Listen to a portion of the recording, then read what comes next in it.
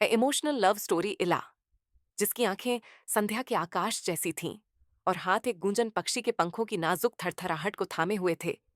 एक छोटे, बारिश से भीगे तटीय शहर में रहती थी। वह समुद्र को चित्रित करती थी, उसके बदलते मूड, उसकी तूफानी भावनाओं और उसकी गहराई की शांत, स्थायी ताकत को कैद करती थी। एक दिन एक तूफान आया, एक ऐसा तूफान जो उसके अपने दिल के भीतर के अराजकता को दर्शाता था। एक दिल जो लंबे समय से एकांत के लिए खुद को त्याग चुका था। फिर आया लियाम। वह एक नाविक था। उसकी त्वचा धूप से तनी हुई और खुरदरी थी। उसकी आंखें तूफान उत्तेजित समुद्र के रंग की थीं। वह चोटिल होकर किनारे पर बह गया। उसकी नाव नुकीली चट्टानों से टकराकर बिखर गई। इला ने उसे पाया, उसके दरवाजे पर एक टूटा हुआ पक्षी, और उसकी देखभाल करके उसे ठीक किया। उसकी चोटों की देखभाल के शांत घंटों में एक नाजुक संबंध खिल उठा। उसने दूर देशों की यात्राओं, सितारों से जगमगाते आकाश और समुद्र में जीवन की गहरी तन्हाई के बारे में बताया। इला ने बदले में अपनी पेंटिंग साझा की। उसकी आत्मा जीवंत रंगों के स्ट्रोक में नंगी हो गई। उसने उसे तूफान की छिपी हुई सुंदरता, किनारे की शांत लचीलापन और उसकी अपनी लालसा की गहराई दिखाई। उन्होंने एक दूसरे की संगति में सांत्वना पाई, एक शांत समझ जो शब्दों से परे थी। लियाम की हंसी, एक गहरी, गुंजायमान ध्वनि, छोटे झोपड़ी को एक ऐसी गर्मी से भर देती थी जिसे इला ने कभी नहीं जाना था।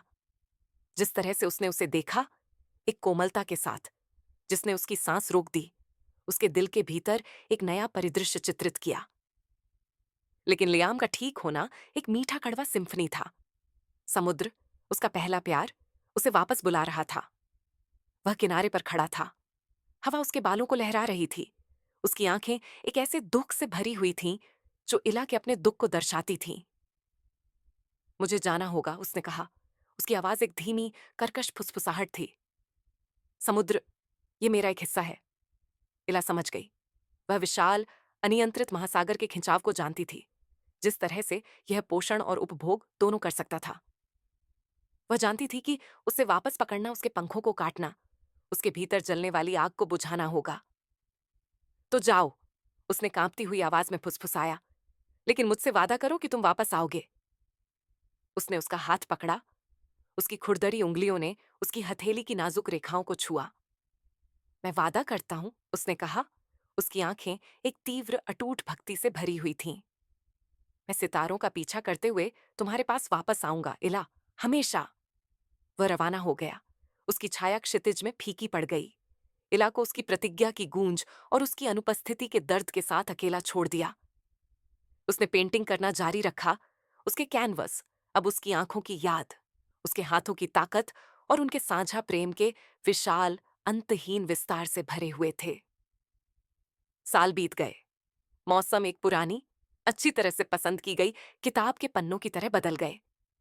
इला की पेंटिंग प्रसिद्ध हो गई। समुद्र के उसके चित्रण एक लालसा से भरे हुए थे जो उन सभी के साथ गूंजते थे जिन्होंने उन्हें देखा। फिर एक तूफानी रात, क्षितिज पर एक परिचित छाया दिखाई दी। लहरों से जूझती एक छोटी नाव। उसने अपना वादा निभाया था। लियाम वापस आ गया, मौसम से तपा हुआ और थका हुआ, लेकिन उसकी आंखों में अभी भी वही तीव्र भक्ति थी। वह किनारे पर उतरा। उसकी निगाह इला की निगाह से मिली। साल पिघल गए, केवल उनके प्यार की कच्ची, निर्विवाद सच्चाई को छोड़ दिया। उसने उसकी ओर हाथ बढ़ाया। उसका स्पर्श समुद्री हवा की तरह कोमल था, और वह उसकी बाहों में गिर गई। आखिरकार घर। उनका प्यार समुद्र की तरह प्रकृति की एक शक्ति थी, स्थायी, शक्तिशाली और हमेशा ज्वार की लय से बंधा हुआ।